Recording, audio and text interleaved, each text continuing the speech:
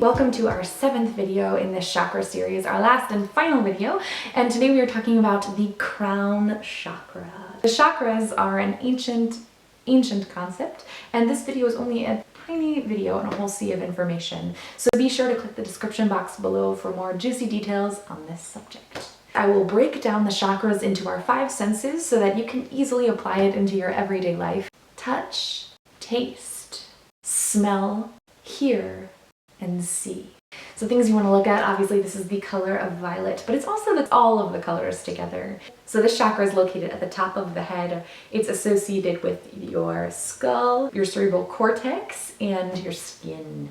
So the main lesson here is to see the divine, whatever you want to call it. You want to see the higher power in all aspects of your life. So this is the meeting place. This is kind of like the edge, per se, between our limits and the limitless.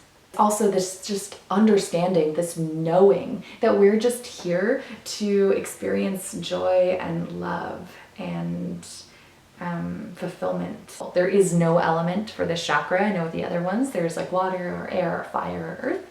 This one has nothing. It is no thought. It is stillness, it is emptiness, it is all things at the same time. So if this chakra is out of balance, you will definitely be terrified of death. You're going to experience a lot of attachments, whether that's to people, to things, to an identity, pieces of yourself, and it's just a lot of ego if you're out of balance. This chakra is all about, just think of like that guru, you know, image, stereotype, that person who is like unattached to outcomes, unattached to expectations, and other people and things. So if you are out of balance, it's going to be all about your ego.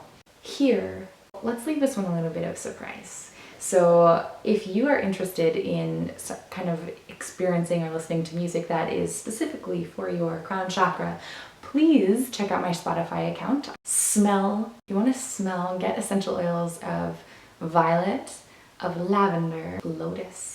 So, oh my god, those are like some of my favorite smells, all 3 of those, and specifically lavender. This chakra is also associated with the calming, how you come to stillness. So you want to think about those activities in your day that lead to stillness. Taste. So this chakra, again, isn't about any kind of material at all. So it's not about food, it's not about like consuming things, it's more about the ephemeral. This chakra really is nourished off of light and love and positive experiences. So one way you can nourish this is by making sure you get enough vitamin D, making sure you get that sunshine, as well as making sure you get enough magnesium. Touch. Again, this chakra isn't about like this like racing physical activity, it is about stillness and meditation. Meditation doesn't have to be like sitting and, you know, for hours on end. It can be prayer, it can be journaling. There's many ways to meditate, but it's really just coming to a place of stillness and quiet in yourself. Yoga-wise, work towards opening up this chakra is headstands, and if that sounds like something that's totally crazy to you, basically all you want is the top of your head to touch the ground. So what that can mean is you could be in a child's pose. So I'm going to show you. You could be in a child's pose, and you know, normally your third eye is touching the earth here, but you want to roll. Journaling prompts. What I know is ... and what I don't know is ... Am I waiting to answer the question, who am I? You can meditate on these too. You might not want to write out these answers. You might just want to sit and kind of let these questions roll around in your mind and see what comes. Am I who? Gosh, I like wrote this down and I was like, wow, and then I'm reading it again. I'm like, whoa. Am I afraid of what I believe in? At least to me, this chakra in particular feels pretty intimidating. I'm like, oh, only if I'm like a more evolved being could I understand like what the frack she's talking about. I don't think that's the case, and I don't think it's about like hierarchy and people knowing more than other people and like people having a higher consciousness than other people.